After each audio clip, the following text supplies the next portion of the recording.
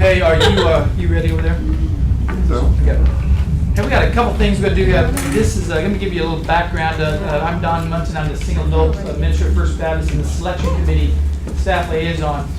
Anthony Brown is the chairman of selection committee, and he's going to talk a little bit more about selection committee and kind of tonight's thing. So let me give you a little background on this. We discovered that as committees were working, some were working very well, some were working kind of not very well, some were understood purpose, and some did not understand purpose. And so there were several things kind of going on, and we felt like we needed to, what's happening? So we went to the David and said, hey David, I think there's a couple committees we might need to stop. So we got that ball rolling down the tracks. Let's stop committee because they weren't meeting or they didn't know why they were meeting. So we kind of got that ball rolling. Then there was a discussion started. So well, committees are important. So we started this whole process, our committees, and how important the laity is and how they all connect together. So in your packet there, you have a cover letter that has a little statement that I think is very critical. This is kind of the Greg has said this many times, I just did not put it all together, didn't understand the importance of it all. And so it says, let's see, pastor led, committee reviewed, deacon served, and church approved. Is that right, David? I did that off the top of my head. There we go. I got it right now.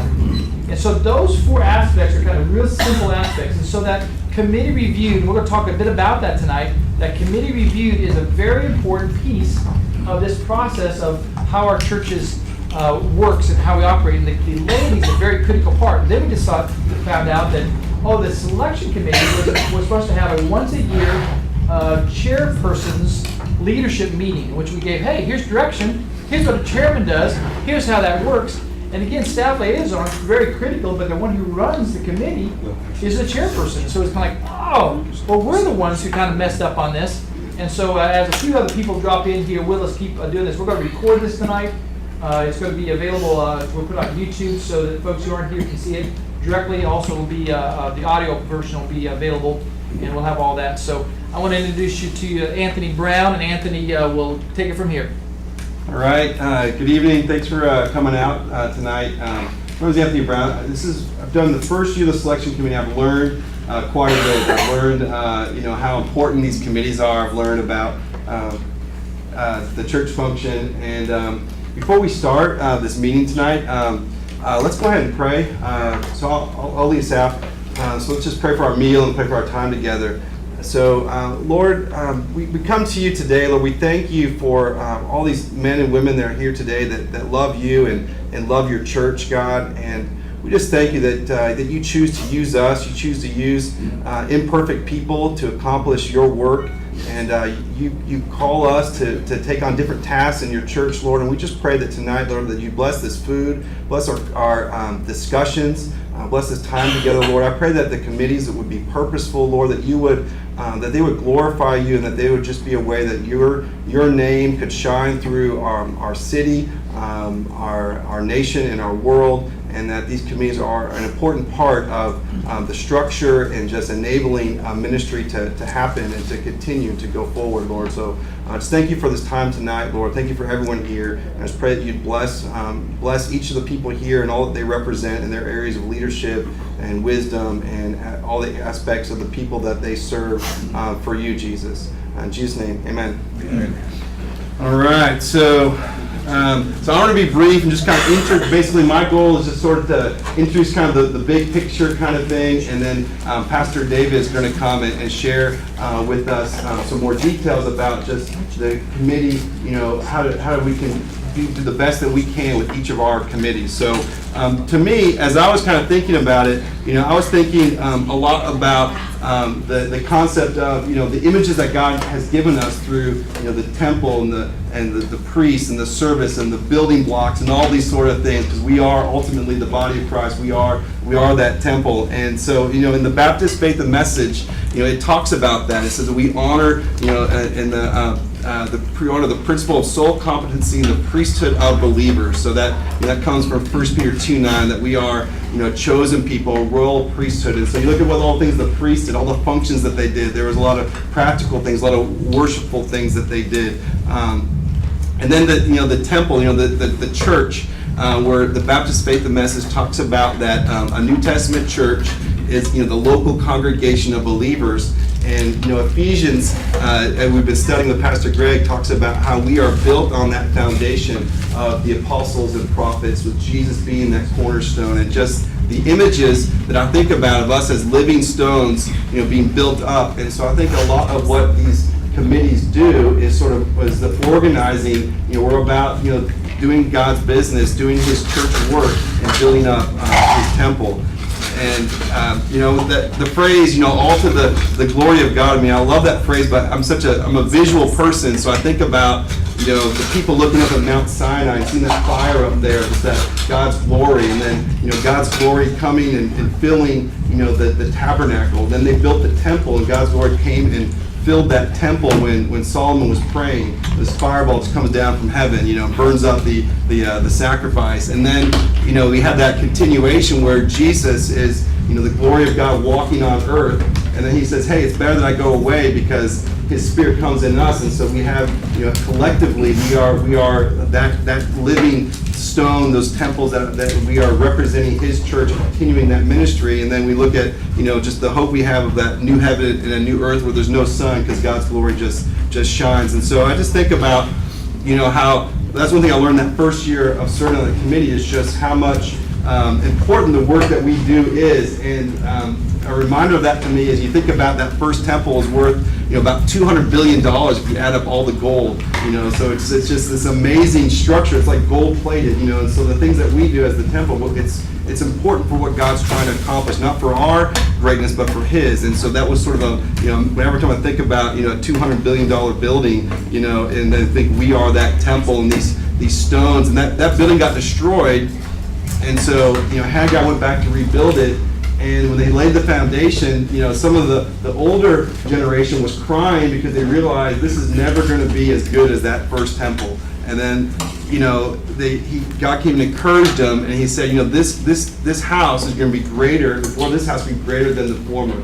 And so we know that happened because Jesus came to that temple, that second temple. He came there, and then we are still a part of that continuation of going out and doing His work. So all those giant stones and the chiseling, all that happens. To me, I sort of think about that's part of what we're doing, with all these different committees. And so in your packet, it talks about the bylaws and where the concept of committees came from, and just the wisdom of in setting up the church structure, where we have wonderful pastors and staff that are serving continually. But then the same concept does. I'm not on staff. I'm a family doctor. So I go about my day, but we're still part of what God's doing at this church. And so everyone here I know loves this church, and so it's just a great partnership that we can to work together to accomplish those things. And so each of you representing here, the different tables represent those different committees that are actually there in the bylaws. And then from the bylaws, we have the different, guidelines, and so like the selection committee. So all you guys are special. You guys are, a lot of what goes on when people are prayerfully thinking about, who to nominate, and there's this whole process, So everyone here that's on the committee, it's you should really feel special that God is, put you on that committee for a purpose and for a reason. So that's something that you should really, I think about, man, none of us are worthy of that, but we have the opportunity to serve and to serve God's purposes here at this church. And so, so the selection committee kind of helps assemble the different groups, and then each of your groups has a chairman, and there's going to be time to talk a little bit about your group today. And then there's, task force and advisory groups that are kind of standing. There's the standing committees, and then the kind of the as needed groups. And so these are some ways that our church has set up. So as Pastor Don said, and Pastor Gray's comment, First Baptist pastor led, committee reviewed, deacon served, congregationally approved. And so I guess that's just that image I just wanted to kind of put out there as Pastor David comes up to share about how these committees kind of work together to building up, the church, and how important that is to the Lord, that He gave us all those imageries over time of just of this is His means. He chooses to spread His glory and His light, through our world. And so, with that, I will pass it over to Pastor David. get this plugged in here. Thank you, Anthony. Anthony will be chair of the selection committee this next year. So for committee liaisons, if you have suggestions for people that would rotate on your committee in the next year, Anthony would be the go-to guy, Don would be the go-to guy for the selection committee. And they want to cooperate real closely with the staff to make sure that the person they're recommending to go on these committees is in fact a good fit. Gifts and talents fit for what we want them to do in the committee, they're available, all that sort of thing. I'm David Self. Most of you all know me as being on the staff here at First Baptist. This is actually my second coming at First Baptist. Claire would remember my first advent here back when I was a student at Houston Baptist College. I was ordained at the church. In fact, this year in August will be the 45th anniversary of my ordination. I was 12 at the time. You can figure that, right? But it'll be the 45th year of my ordination and the 20th year in November of my service here at First Baptist. So most of y'all know me as a staff member. I have been a committee staff member for almost every committee. During the interim, I was meeting every single Wednesday night with a committee. I met with the personnel, finance, facilities. We had a staff advisory committee, missions council. I mean, I got to know everybody really well. What you may not know is that I also served on a board with the North American Mission Board for 9 years, and as such, I was chairman of the finance committee. That's a $135 million a year organization. And I served where Bob is going to be serving here at First Baptist. And so I sat on the other side of the table. And now I had to communicate with staff. And I had to figure out the frustrations of a committee member and a committee chair. So I've literally seen it from both sides. I now serve as chair of the Evangelism Explosion Board of Trustees. So I have to run these meetings, and I have to get us in on time and out on time, and have to get the agendas and all the stuff I'm going to ask you committee chairs to do. I want you to know I am doing that as well.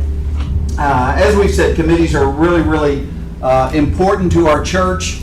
But at the end of the day, the church is pastor-led. I shared with the selection committee an incident that happened. I hadn't been at First Baptist, I don't think, a week or two, when in staff meeting, Brother John, this was at the downtown location. This is my first advent, okay? The downtown location. I was in college, wide-eyed, first staff. I was actually getting paid to serve on the staff. I was so excited.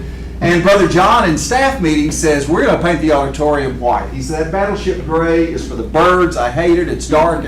So it's going to get done. And evidently, in between that staff meeting and Sunday morning, the chairman of the facilities committee came to him and said, no, sir, we painted the auditorium 2 years ago. We're not spending the money to paint it again. Okay, so at the end of the service, after the invitation on Sunday morning, Brother John said, I want to call the church into business conference.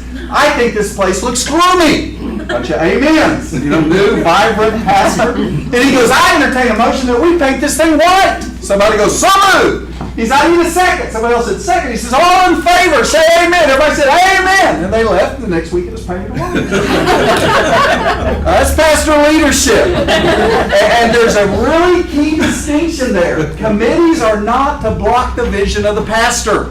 Committees are to facilitate, to review, to refine.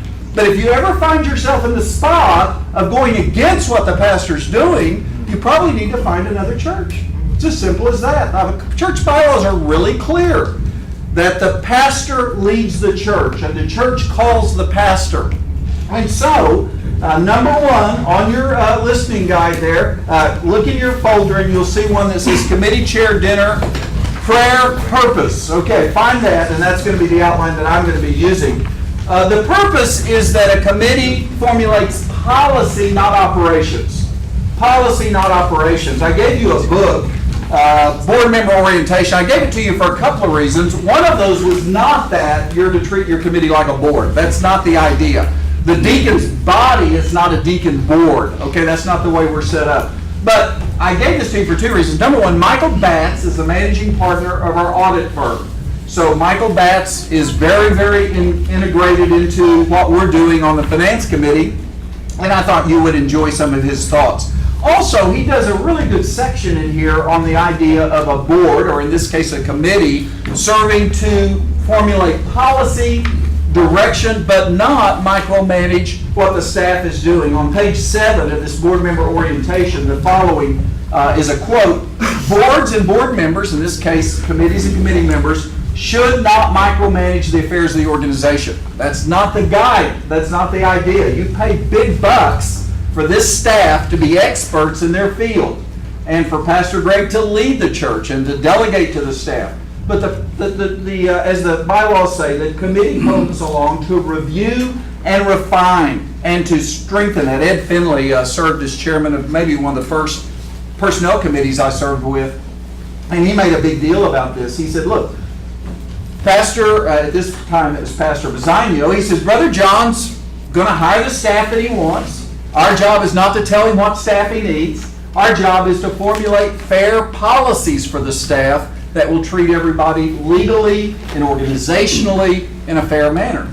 So a good distinction by Brother Ed. The bylaws, I've given you a copy of the bylaws, they really only mention 4 groups. They mention the Finance Committee, the Personnel Committee, the Facilities Committee, and the Missions Council. Those are the only ones we have to have by bylaw. Everything else is really at the pleasure of the deacons. The deacons formulate committees and dissolve committees. And so you are a committee because the deacons, and by extension the pastor and the staff, feel like this is an important segment of our church and needs laity to have input into that.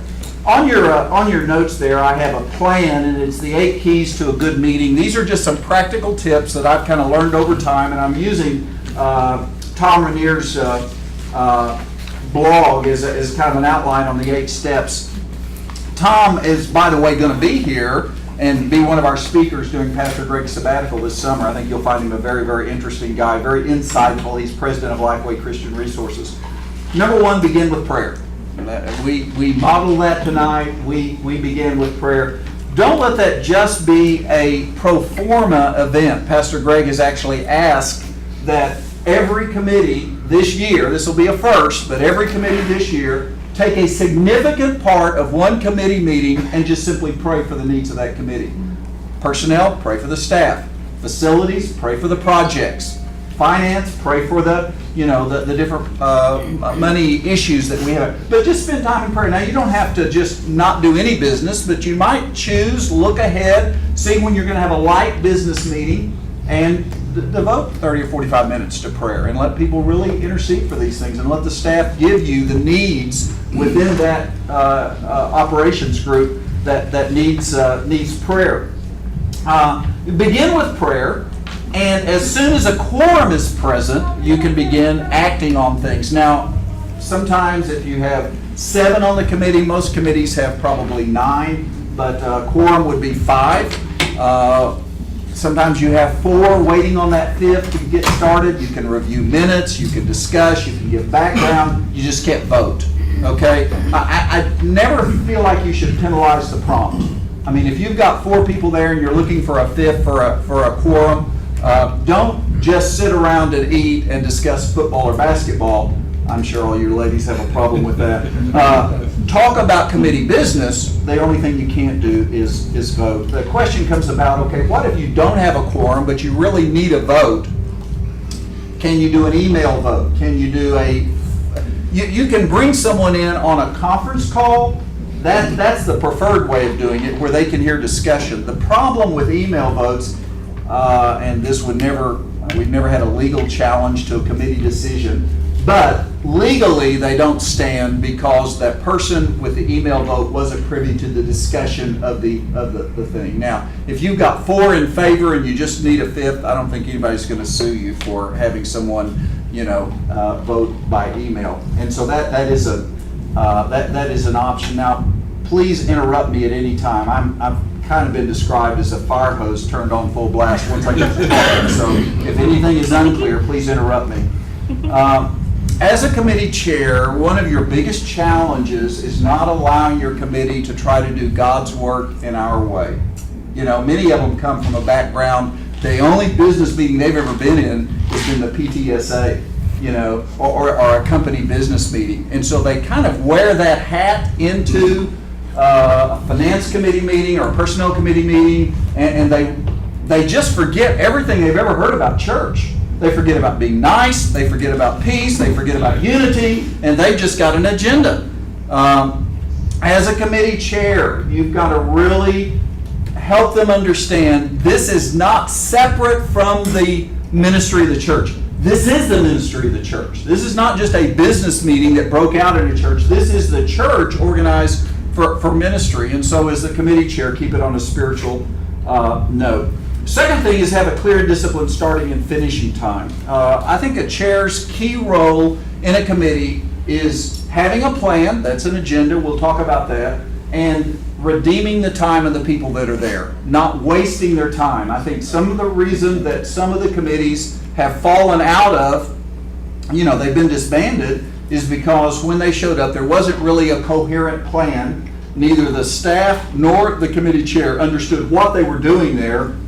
And so when you get volunteers that come to a meeting like that and they don't feel like anything's accomplished, then they don't want to come back. So have a clear and disciplined start and a finish time. I think your agenda is going to dictate how long that meeting goes, and it should set expectations for that meeting. So as a committee chair, you need to prioritize the things you really want to get done and put those early in the agenda. And if things are going long, you need to prioritize discussion towards those things that need to be done. The third thing is to designate someone to keep written minutes. Oftentimes that's the staff person who's going to keep written minutes, but if not, a committee member that can do that.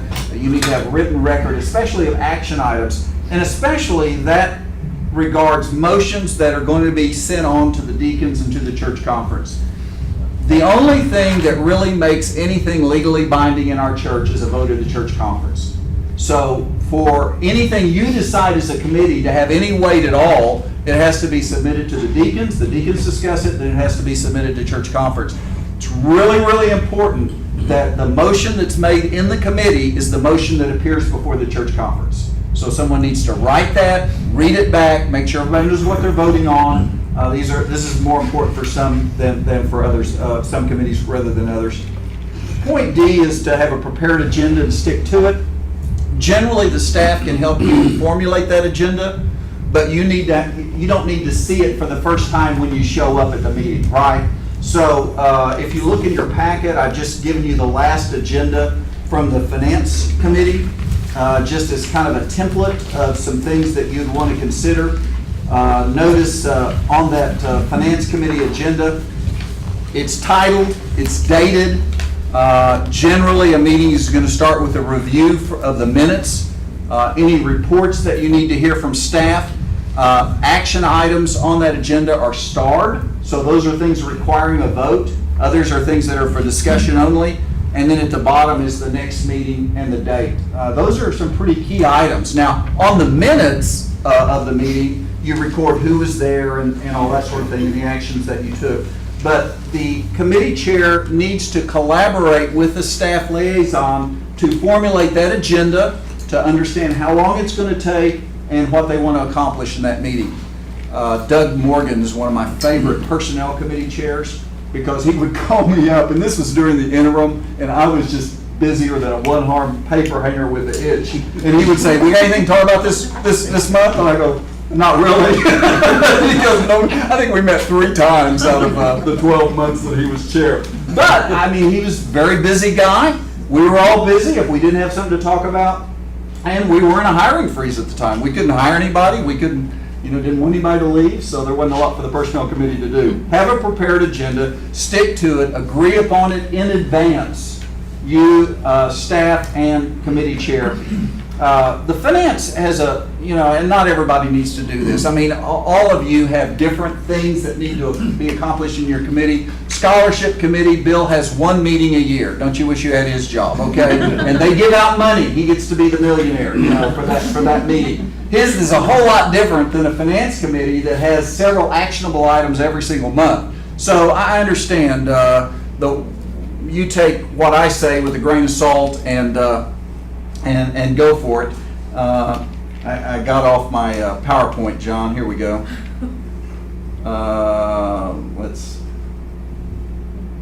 Which way do I swipe? There's a play button up in the upper right-hand corner. Okay. Next to the question mark. There we go. There we go, okay. Yeah, well, That's why we have John. that's why I'm using someone else's device tonight, because I don't understand it. So what did I do? Okay, and the play button is, It's good. just swipe it? Okay, okay. So have a prepared agenda, agree on it in advance, and stay with it.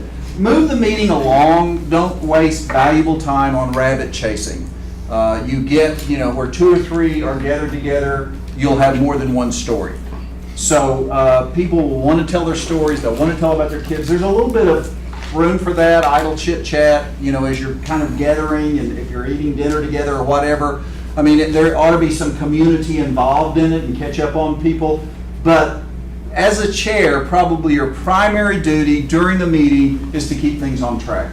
And when you see them veering off track, to kind of bring them into, okay, now we need to vote on this, or does anyone have a motion on this, or what's our next item? So move the meeting along. Don't waste valuable time on rabbit chasing. But on the other hand, you have to allow for input. When Pastor Greg came from Breakaway, he was very, very used to a very streamlined organization. He was the only full-time person there. He answered to a board that met once a month. But basically, everything that got done, he did it through volunteers. And so he had been here as pastor about 6 months, and he said, the difference, David, between Breakaway and First Baptist Church Houston? And I said, what's that? And he said, for everything I want done, it takes an extra 6 months and an extra 3 zeros on the money. He said, it's really, really different. He did say this. He was leery about committees when he first came in because he wasn't used to that structure. But after about a year or two, he said, I found that committees and deacons and church conference, he said, is not so much about approval. He said, I've not had one thing that I wanted done that wasn't approved. He said, it's about buy-in. It's about people adopting the vision that the pastor has. And again, as a committee chair, you have a great responsibility to make sure that your committee doesn't feel like they're being railroaded, but you get to the desired end and that they have buy-in along the way. Ask questions. Ask questions. Allow people to ask questions. You ask them questions to make sure they understand. And then end each meeting with clarity, assignments, and deadlines. Now this is where staff really has the assignments and the deadlines more so than the committee. At the end of the committee meeting, who's going to do this? When's it going to get done? What do we expect for the next meeting? Okay? So end each meeting with clarity, assignments, and deadlines. Now, in terms of procedure, I would suggest that as the chair, you may propose meeting dates and times. When Les O'Neill was the new chairman of the Facilities Committee, I think for decades, Andy, you can correct me if I'm wrong, they had met at lunch. It was a lunchtime meeting. And that was great for the staff because we're already here. We could just go down to the Fellowship Center and meet with but it limited who served on the Facilities Committee. They had to be able to come to that lunchtime meeting. And so Les O'Neill, as a deacon, was appointed chairman, a selected chairman, and he came to me and he says, I got to work for a living. I can't meet at lunch. I said, well, you're the committee chair. You decide when they meet. So now the Facility Committee meets Wednesday nights. And that you can blame it on Les. And it all goes back to that one decision. The next Facilities Committee chair, Rick Riano, could say, I want to go back to a lunch meeting. But before you make a drastic change in meeting times, you need to make sure that those people who are enlisted for your committee can actually meet at that time. Now, adjusting at 30 minutes, finance used to meet at 5:30, now it meets at 6. Okay? It's not a huge thing, but to change dates or times, make sure you really coordinate that with the staff. You can propose meeting dates and times, craft the agenda, as I mentioned. You can lead discussion. As a chair, you can make a motion, you can second a motion, you can share an opinion. However, you have the responsibility, I think it's an implied responsibility, of impartiality. The committee chair should never be the dictator that drives the discussion and gets to a preordained conclusion. They ought to be someone that tries to involve everyone. Every once in a while, you'll get someone who's a bully. They just want to be the tyranny of the first comment, and they want to speak up first and the loudest and dare anyone to oppose them. Now, as a chair, again, you've got to keep in mind this church is pastor-led. Where do we want this discussion to go? What direction do we want it to go in? And as a committee chair, you've got to be wise in the way you lead that meeting. We had a proposal from the pastor and funding in place to build a cross tower. And when the cross tower was built, it was proposed to the deacons, unanimous vote in Deacon Administrative Committee, unanimous vote among the deacons, unanimous vote in church conference, and now everybody loves it. It's become kind of a symbol of our church. However, when that was first brought to the Facilities Committee, one guy just decided he didn't want that to happen. And I've got a copy of his email in which he said to Pastor Greg, this is not going to happen. I'm going to vote against it. And he actually in the email, he's talking to Greg, he goes, let's be honest. And I go, oh, that's not a good place to go with the pastor. So, that's a committee kind of gone rogue when the pastor says, this is what I want, this is the direction I want, this is the money, we've got it paid for. Everybody likes the idea, but the committee is trying to project power, or maybe one person on the committee says basically dares everyone to oppose them. This is not the U.S. government where we have a separation of powers. This is not where the Congress has to weigh against the president or the Supreme Court has to weigh against the Congress. This is a pastor-led church and a committee-reviewed process, and ultimately big decisions, debt, buildings, those sorts of things go before church conference and a vote. So, as the committee chair, don't allow someone, we have such a community-loving, group of people, and I've seen this more than one time in a committee, that one person speaks up loud, takes a hard, fast line, and then dares anyone to say anything different. As a committee chair, you can say something like, if you see it going kind of down the toilet, you can say something like, does anyone else have a different view? If this person just continues to speak up, does anyone else, you've spoken, okay, we understand that. Now, does anyone else have a different view? Or you could say something like, let's give someone else a chance to comment. As the chair, your responsibility is helping those people who've been assigned by the church to serve on the committee to have their voice heard. And so, impartial, fair, and balanced, to coin a phrase. So, the procedure, you have a lot of power as the chair. You can really decide whether that committee meets in a given month or doesn't meet in a given month. If you don't think there's enough on the agenda to have 9 people come up to the church, you can say we're not going to meet that month. So it's really the committee chair that drives that. Now, depending on the agenda, every committee has its own personality. In Personnel Committee, basically the chair many times just kind of lets Cindy run the meeting because it's very technical, it's very, we are going to do this or we're not going to do this, it's procedure, it's policy, it's law, it's salaries, it's all these kinds of things. And many times the committee chair sits back and lets Cindy kind of walk through the agenda. That's the committee chair's decision, okay? The committee chair runs the meeting. They can delegate that as much or as little to the staff liaison. Finally, not to just pound a stake into the ground, but to remind you, Houston First is a relevant biblical community which is pastor-led, committee-reviewed, deacon-served, congregationally approved. Committees are to review but not dictate staff actions. They are to set policies. They are to propose appropriate action to the deacons. That's the goal of the committees. Pastor Greg wanted you to have this book by Patrick Lencioni. Now, Dave, he's one of your bike partners, right? Yeah, so they go mountain bike. Is that right? Is he the right? No, that's Will Manzoni. Yeah, Mancini, yeah. Patrick, he's a well-known consultant, author on meetings. Pastor Greg personally recommended this book for all of our committee chairs, Death My Meetings. You can take whatever implication you want out of that, but he wanted you to have that. Are there any questions on anything I've said or Anthony said? And we'd be glad to answer those questions. Yeah, Rick? When we're voting in our committees, how do we decide what we actually have to take before the deacons? Because That's really a great question.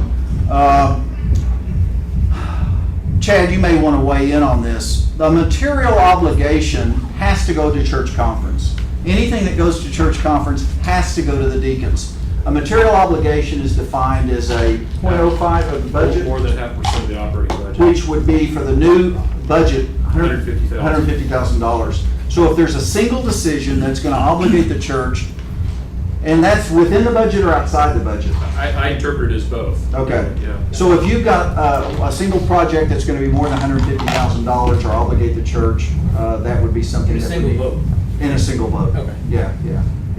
Generally speaking, as long as you're spending money within your budget, you're okay. And actually, personnel decisions don't have to go before the church. Very few things other than finance committee ever go before the church. Selection committee and Yeah. finance committee often. If I get wind facilities committee has something, then I'll work with the finance committee. Okay. So you keep your eyes open for it? Yes, also? absolutely. Okay, great. Right. Good question though. Good question. Other questions? Let me express my appreciation to our committee chairs. You know, staff are paid to be good. You all have to be good for nothing. I appreciate you taking on this role. Again, you decide how often your committee meets. Scholarship typically meets once a year. Finance usually meets probably 10 times a year. So generally, committees don't meet in July, don't meet in December. So the most committees, the most that a committee would be 10 times a year. Any other questions?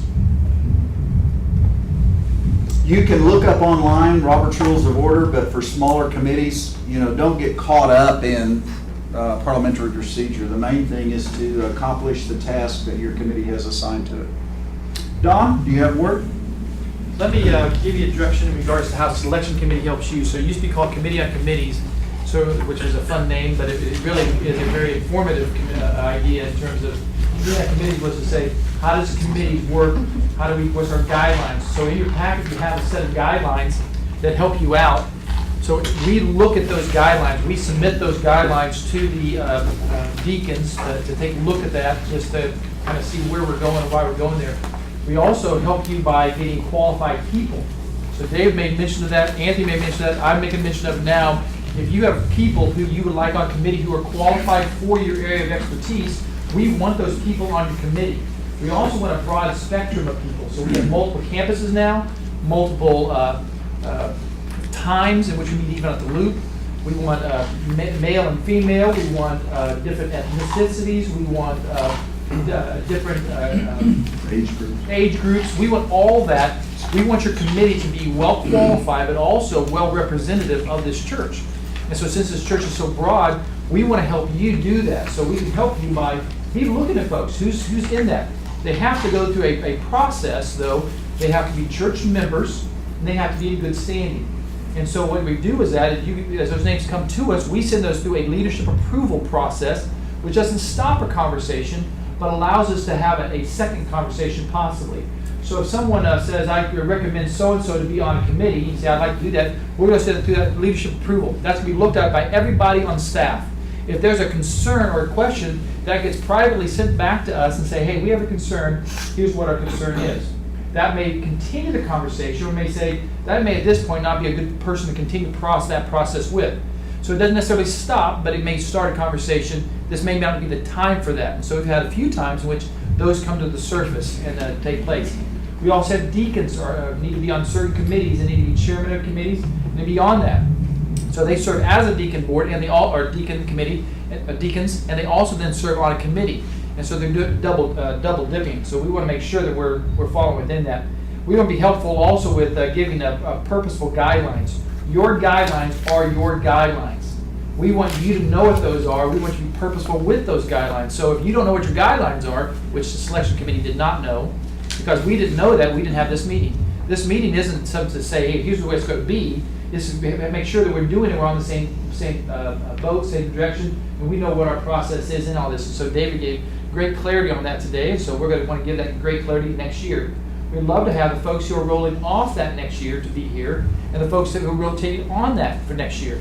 So in terms of, some B committees do not have, you can have a committee chairman for several years, but all the A committees, the second year deacon is on that committee, they're going to be the chairman of that committee. So you want to be the person who's presently the selection committee, the second year deacon is Anthony. Next year, the first year deacon coming onto the committee is Travis Herzog. Anthony should be training Travis for next year's chairmanship. And so as we work through that, we want qualified people who are able to help you, so there's a smooth, seamless process to that. So you don't have 1 year that's great, 1 year that's bad, what are we doing this year, what are we doing next year. So next year we'll have a meeting like this, which we'll sit down, make sure we're on the same page. We also know this, that as we send those names through, these all go to deacon approval. Deacons are going to look at that, committee those names for those committees. They're going to have that one last vote to say, hey, yeah, we're on board with this, yes, this is good. We had a committee selection for one of our finance committee in which Chad didn't know that person.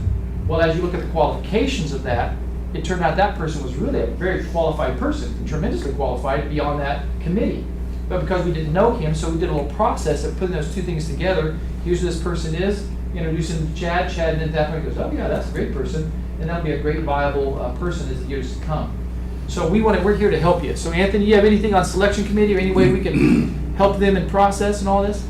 Yeah, I guess the only thought, is that we kind of want to make this time to be useful and looking all the way to next year. Those guidelines, I think one thing that we discovered when we're calling people to say, hey, would you like to serve on this committee, the best information we have, like, when you all meet, looking at those guidelines and kind of revising those. So I think that would be a goal that I would have over the next year, is when you see those guidelines and there's some like, well, that's not really exactly right, that we can revise Pull that. out your guidelines, right, that you have there. You should have those in your chairman should have those in your packet. Pull those out, and if something's not correct on that, our people who are working on selection committee for you, call them up. And that's a real critical piece. That's the best we can say. So if you meet once a year scholarship, yeah, that's great. They may say, yeah, I can do once a year. But if you are going to start meeting twice a year or 3 times a year, they may say, oh, I don't know if I can do that. And so we need to know that information, and you're the best at that. Also, you can find out in your list right here, this gives you, you can put your glasses on, 6+, and those reading glasses, then you can read this. This tells you the committee, it tells you what campus they're on, it tells you what the spouse is. You also have in your packet all the information of your committee, the email and the phone numbers for your committee. So if you got a person not showing up, boy, I can make a phone call or an email and say, hey, we need you to process review. We want you there. This is important. Even though we meet once a year, we meet 4 times a year, or we meet whenever, we want you there. Your input is valuable. You're a valuable part of that, so we want you there. If they can no longer be there, that comes back to the selection committee. We go through the approval process. We start that all over, making sure we have a qualified, good person who's going to be a part of your committee to be there and be a part of that. I would ask if any of the staff have anything that you feel like probably needs to be shared with the group that maybe we've overlooked. Many of you have served on committees many years. Ron Poole is also here, Chairman Deacon, so Ron, question? Sure. I would like to make one correction. Yes. Rosemary Poole doesn't have an E on the end of her name, so she probably would appreciate that. That means that stands for I knew excellence. that. Thank you, so we'll change that. Any staff input on committee processes? I think as the chairman and the staff, you all need to be together on what's going to happen in the meeting before the meeting starts. Chad has a breakfast with Bob every month before their meeting to go over the agenda, to work through issues. It really makes the meeting go a lot smoother.